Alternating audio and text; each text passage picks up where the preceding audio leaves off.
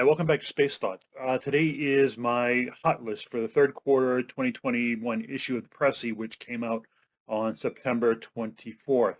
Uh, just a reminder what the hot list does. I go every time I put out an issue of my briefing letter to subscribers, about a week or so afterwards, I do a video and I go through the Pressy again and I look through it and I hit the highlights that I think are the really important points and just gloss over them briefly.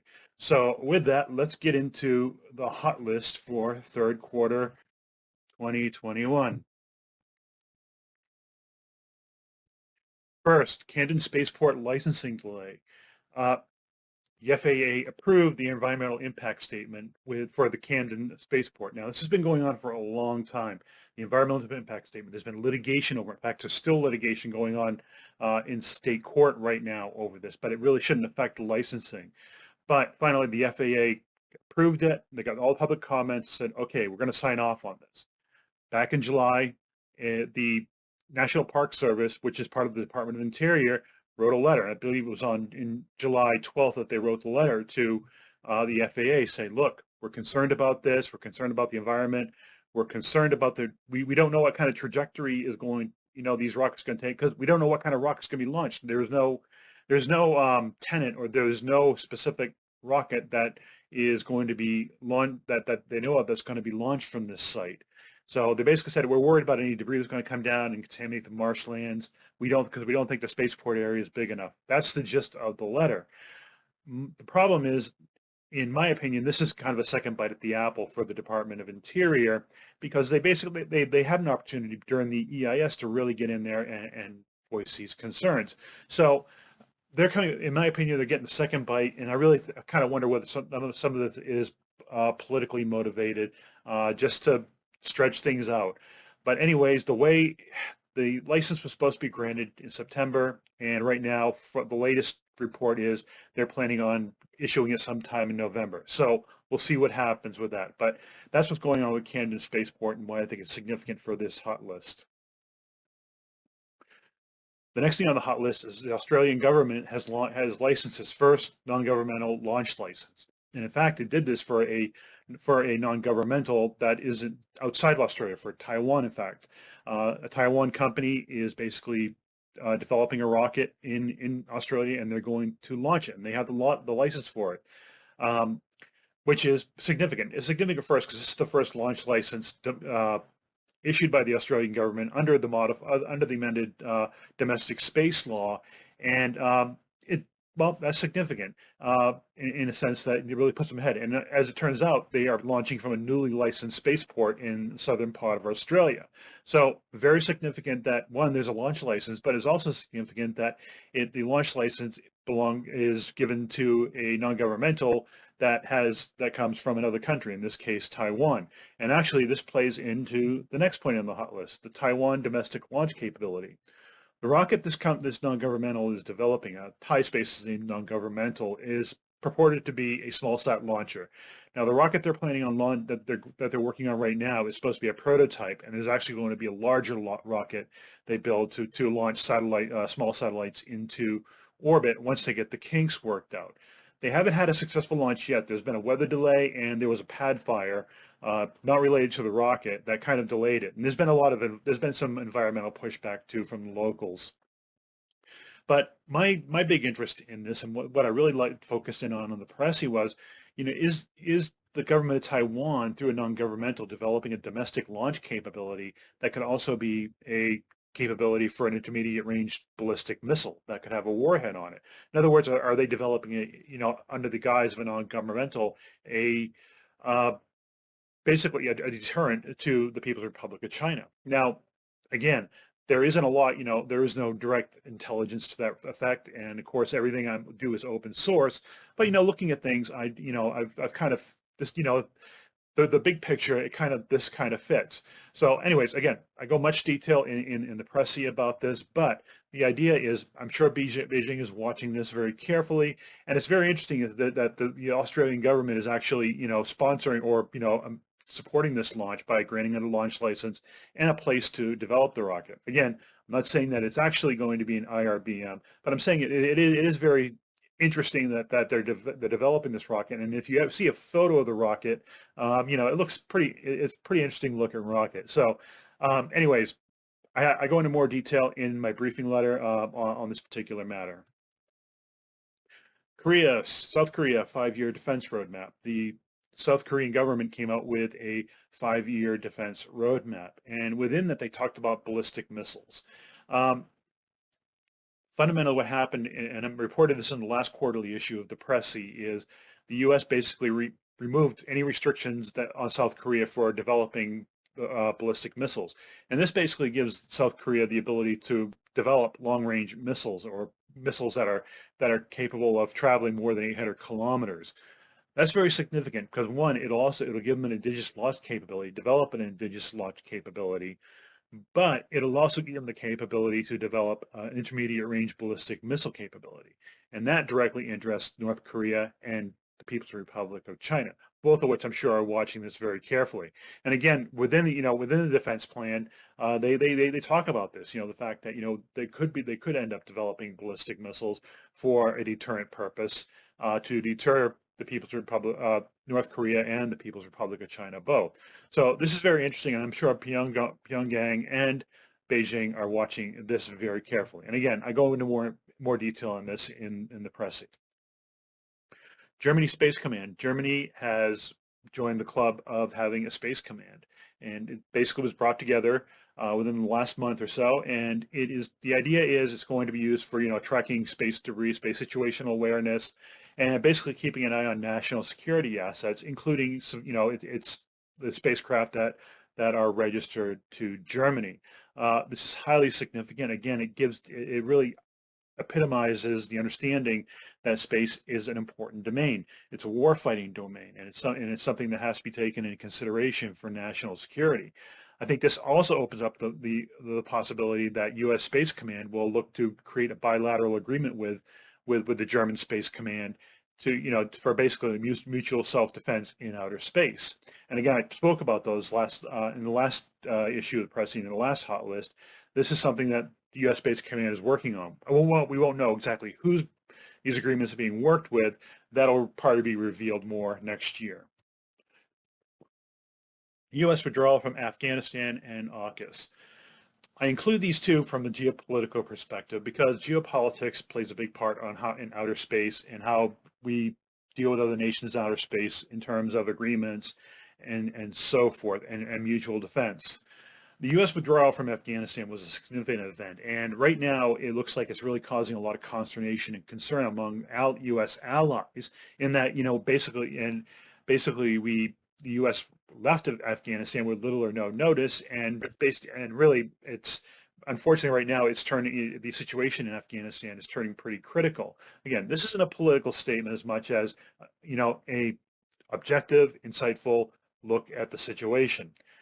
The drawback to this is if our allies are distrustful because of this, it'll make them less willing to enter into agreements like the agreements U.S. Space Command is working on, and other agreements, even like the Artemis Accords. So the bell that was rung from the withdrawal in Afghanistan will have significant impact when it comes to our diplomatic relations in terms of overall with geopolitics and in outer space as well. And that's something that's got to be paid attention to. The other one, AUKUS, which is basically a security agreement that was reached between the U.S., United Kingdom, and Australia. And one of the results of AUKUS that will come out is that both the United Kingdom and the U.S. will transfer technology to the Australian government in order to build nuclear submarines. Now, the fallout from this is the French government had a contract with the Australian government to build conventional powered submarines, and that contract has effectively been canceled. And France isn't very happy about it.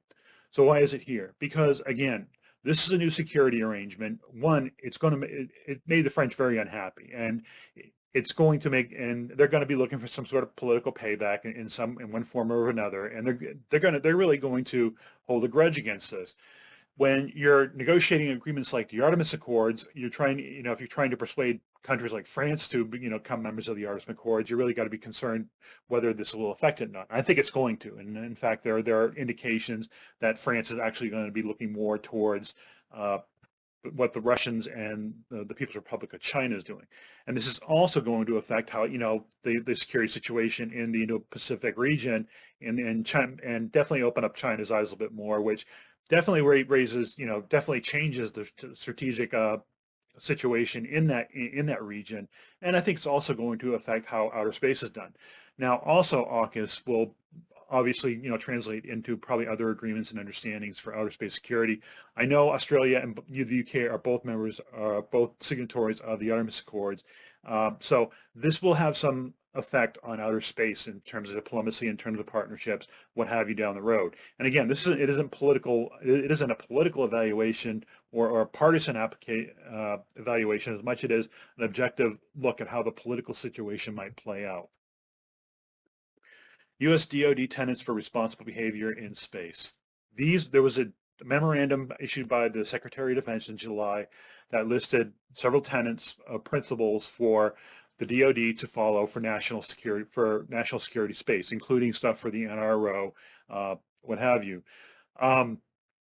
This is very significant, and I looked at these tenets. They're very broad. My briefing letter does have a link to the actual letter itself, to the actual memorandum itself. So if you subscribe, you can actually link to it. This is significant for two reasons. One, it takes a proactive approach and said, okay, we're stepping out and we're putting forth these tenets.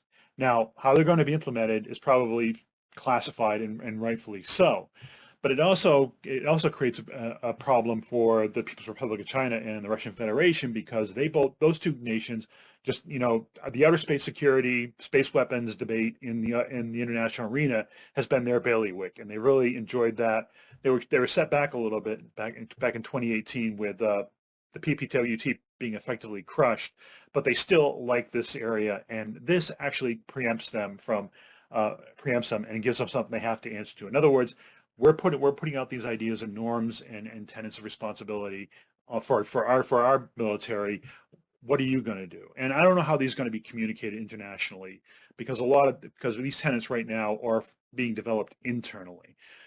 The drawback is to that, if we telegraph too much on how the U.S. is going to behave in outer space, it will potentially create a cage where where the Russian Federation and the PRC will look at it and say, this is something, we know how far we can push them, and we know we can do this, and we can make them hesitate to react. So in other words, this has the potential of becoming this is an implement of lawfare, in my opinion.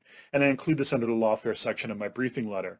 And the whole idea is that it is something that can put the Russian Federation, the PRC, back on their heels as far as our space security debate goes, but it could also bounce back on the U.S. and put us in a box, and basically prevent us from being, how can you say, more effective and having a more effective deterrent in outer space. Space sustainability rating. This is something that's been talked about for a couple of years, and it's actually being implemented now. Basically, the rating system is a voluntary measure that basically looks at an activity, and using the system rates it how I guess you could say, lack of a better term, environmentally friendly it is for the outer space environment.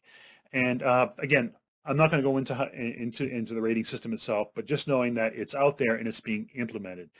It's going to be facilitated by an NGO out of Switzerland. And like I said, it's supposed to be voluntary, but unfortunately, things like this can be used as a nudge or a shaming tool to say that, we can, basically, we need you to do this in order to become in order to be more, how can you say, a more responsible player. So that's something that's one danger of this. And I don't know how it's going to be implemented, but eventually it could affect both civil space operators and private space operators, and might even get extended to affecting national security operators. So anyways, and I prematurely went to the next slide. That's all I have for the hot list for this month. This is the Pressy. This is the image of the first page of the third quarter 2020 issue of the Pressy. This is my quarterly briefing letter. It comes out usually at the end of March, June, September, and the middle of December, respectively. I also do special issues in between when if there's an important issue that I think really needs a lot of time, needs a lot of space to really be dedicated to, I will write a special issue dedicated to certain issues. Again, a lot of that is whether I have, whether I have time enough because, have other things on my plate. But I try to do at least 3 or 4 special issues a year in between these. And there's no set number of special issues. But what you are guaranteed is 4 quarterly issues. And this one in particular was 61 pages. So it's chock full. And I just added cyberspace as a new section because, well, it's been a long time coming. Cyber is very important right now, even though space hasn't really been totally integrated policy-wise into it. It's something that needs to start being addressed, and it's being addressed by my briefing letter. I try to keep the prices reasonable. You can go to www.pressy.net and look at, basically read about my briefing letter. There is a subscription area where you can go, where you can subscribe directly and such. You can also get a complimentary issue of the Pressy. Michael at Space Law Solutions. This link is also on my webpage if you want to look at it. I try to keep the prices reasonable because I know we all have budgets we have to abide by. But I also try to take into consideration this does take a great amount of time and work, and so I try and kind of balance it that way. But anyways, if you would like a complimentary copy of the Pressy, send me an email, and what I'll do, I'll send you the second quarter 2021 issue, and I'll also include a special issue to look at as well, a compliment before you decide to subscribe. If you subscribe, it's basically a year subscription for 4 quarterly issues, plus any other special issues that I do in between and such. So that's what I have for this video for this quarter for the hot list. Again, there's a lot going on at this, and what I touched on here is basically just glossing over what I've actually put in to the Pressy. If you want to become a subscriber, I'd welcome you to become one. Again, I put a lot of time and work into it, and a lot of thought too. And it does, it has a lot of interesting readership as well. So at this point, I'm going to sign off, and until next time, have a great day.